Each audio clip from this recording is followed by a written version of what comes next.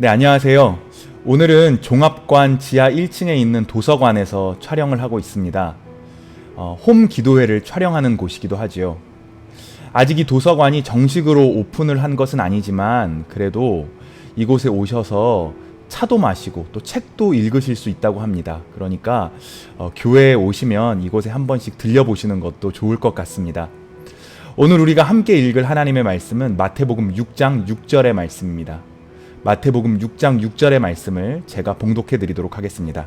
너는 기도할 때 내 골방에 들어가 문을 닫고 은밀한 중에 계신 내 아버지께 기도하라. 은밀한 중에 보시는 내 아버지께서 갚으시리라. 아멘. 오늘 이 마태복음 6장 6절의 말씀에서 예수님께서는 사람들에게 기도할 때 내 골방에 들어가 문을 닫고 은밀한 중에 계시는 내 아버지께 기도하라. 이렇게 말씀을 하고 계십니다. 여러분, 그런데 우리가 한 가지 생각해 봐야 할 것이 있습니다.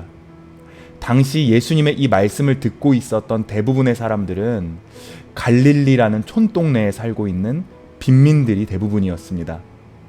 이 사람들은 골방은커녕 자신들의 집도 자신들의 땅 한 평 없는 사람들이었습니다. 따라서 예수님께서 여기서 말씀하신 이 골방이라는 곳을 어떤 공간적인 개념으로 생각해서는 안 될 것 같습니다. 이 골방이라는 말은 헬라어로 타메이온인데요. 이 타메이온에는 두 가지 의미가 있습니다.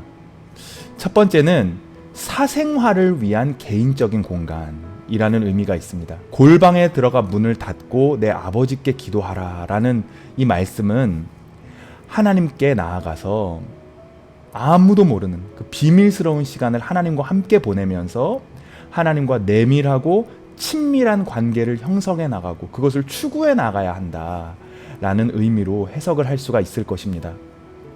당시 유대인들이 대부분 드렸던 기도는 주로 기도문을 읊는 것이었습니다. 그 당시의 종교 지도자들은 성전이나 회당에서 사람들 앞에서 일어나서 큰 소리로 기도문을 읊었습니다. 당시에 기도라는 것은 굉장히 공적인 행동이었죠. 그런데 예수님께서는 그러한 공적인 신앙, 공적인 종교의 형식보다 더 중요한 것이 하나님과 개인적이고 또 내밀한 그러한 사귐을 누려야 한다. 그것이 공적인 종교의 형식보다 더 중요하다라고 강조하고 계신 것입니다. 또 이 타메이온이라는 단어는 자르다 혹은 조제하다라는 뜻인 타마이스라는 말에서 나왔다고 합니다. 그래서 이 타메이온이라는 말은 곳간 혹은 약방, 곡식을 잘라서 보관하는 곳간, 또 약을 제조하는 약방, 이러한 의미가 있습니다. 그래서 어떤 학자들은 이 마태복음 6장 6절을 번역할 때 이 골방이라는 단어를 곳간이라는 단어로 바꾸는 것이 더 좋겠다, 그렇게 주장하기도 합니다. 여러분, 곳간이라는 단어로 바꾸면 왠지 우리 실생활과 더 밀접한 장소처럼 우리에게 느껴지지 않습니까? 여러분, 곳간은 어떤 곳입니까? 곳간은 우리에게 생명을 주고 우리의 삶을 풍요롭게 만드는 양식을 저장해 두고 그 양식이 나오는 곳이 바로 곳간입니다. 하나님 앞에 나아가서 기도할 때 아무도 모르는 곳에서 아무도 모르는 시간에 하나님 앞에 나아가서 기도하고 또 하나님과 내밀한 관계를 추구해 나가는 이 일은 어떻게 보면 굉장히 고독한 일입니다. 그리고 때로는 이렇게 개인적으로 하나님 앞에 나가서 기도하는 것이 순전히 시간 낭비처럼 그렇게 느껴질 수도 있을지 모르겠습니다.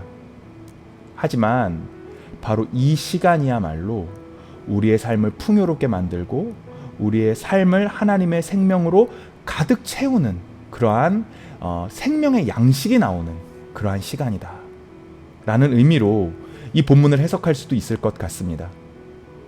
바로 예수님께서 이 기도의 본을 보여주셨죠. 예수님께서는 공생의 기간 동안 이 땅에서 하나님 나라의 여러 가지 사역들을 할 때 식사할 겨를조차 없을 정도로 몹시 바쁘셨습니다. 하지만 예수님께서는 항상 한적한 곳에 가셔서 하나님 아버지와 둘만의 시간을 보내곤 하셨죠. 마가복음 9장을 보면요, 예수님께서 귀신 들린 그 아이에게서 그 귀신을 쫓아내시는 장면이 나오거든요.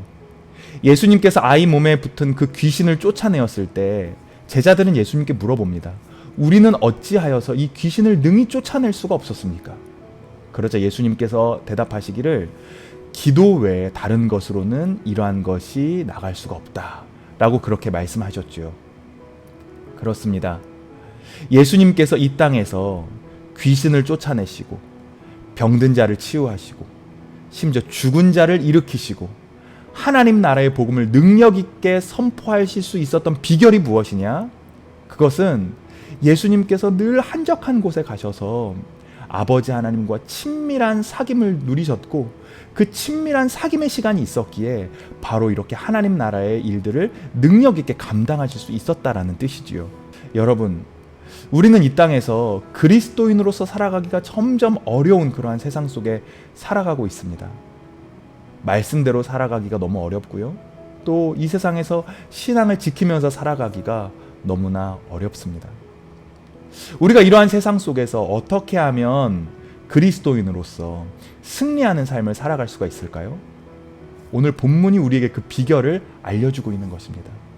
그것은 하나님과 비밀스러운 시간 속에서 내밀하고 친밀한 사귐을 누리며 그 사귐을 추구해 나가야 한다는 것이지요.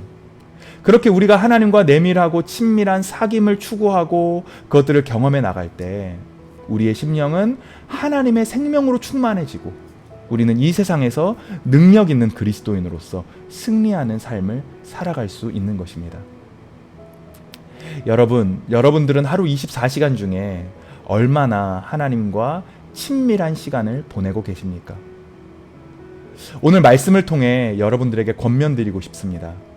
여러분, 아무도 모르는 시간, 아무도 모르는 장소에서 하나님께 나아가 하나님과 친밀한 사귐을 누리시는 여러분들이 되시길 바랍니다.